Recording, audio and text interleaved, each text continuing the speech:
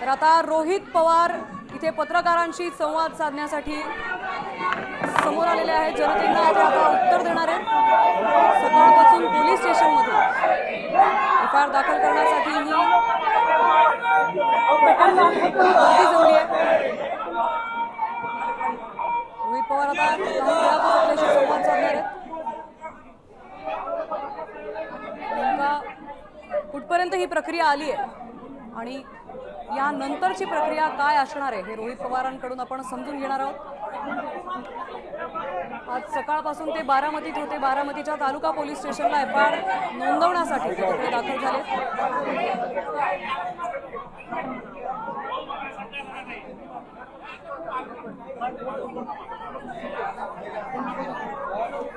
शांतता शांतता शांत, सगळे शांत बसा।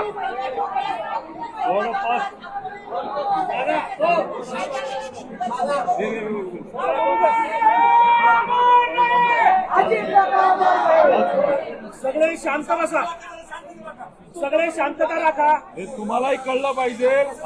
सगळेजण ऐका,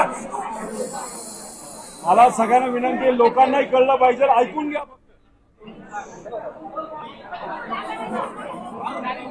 आवाज करू नका, मागे आवाज करू नका। सगळे शांत होतील।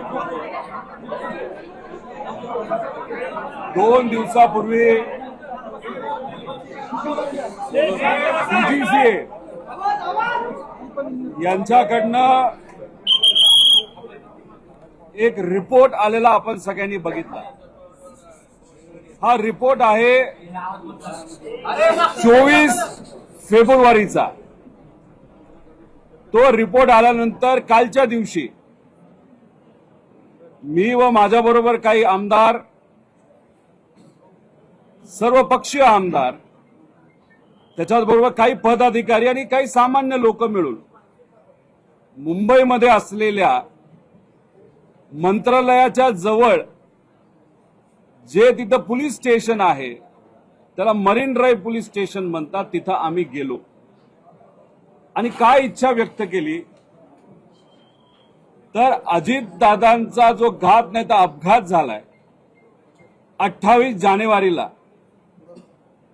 त्याच्याबद्दल हे DGCA जो 24 तारखेला रिपोर्ट दिलेला आहे त्याच्यामध्ये VSR कंपनीकडनं काही नेग्लिजन्स झालेला आहे आणि त्याच्यामुळे हा अपघात झालाय असं कुठेतरी सिद्ध होतं। त्यामुळे याच्या बेसिसवर एफआयआर व्हावा यासाठी आम्ही काल मुंबईला गेलो होतो। आता याच्यामध्ये काही लोकांनी शंका व्यक्त केलेल्या आहे। याच्यामध्ये शंका काय आहे तर मी मुंबईला एफआयआर करू शकतो का? मुंबईला एफआयआर 100% हा BNSS जो 2023 ला कायदा आलाय, झिरो एफआयआर कॉन्सेप्ट, म्हणजे कुठेही तुम्ही एफआयआर करू शकता आणि तो एफआयआर आपल्याला ट्रान्सफर करता येतो। त्यामुळे मुंबईमध्ये करण्याचं कारण एवढंच की इथं जर आपण एफआयआर केला असं जो आज दुर्दैवाने इथं आपल्याला यावं लागतं आणि करावं लागतं, इथं गर्दी खूप मोठ्या प्रमाणात होईल म्हणून आम्ही इथं न येता मुंबईत हा एफआयआर करता येतोय का याचा प्रयत्न तिथं केला।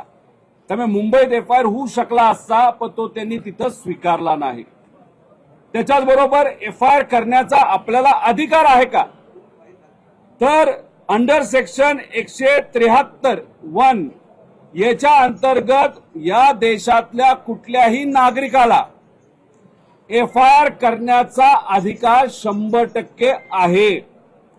आणि याच्यात हा अधिकार कसा दिला गेला तर एक सुप्रीम कोर्टमध्ये याचिका होती, त्या याचिकेचा निकाल देत असताना सुप्रीम कोर्टाने निर्णय दिलेला आहे ललिता कुमारी versus government of Uttar Pradesh, FIR करण्याचा अधिकार हा सगळ्यांचा आहे।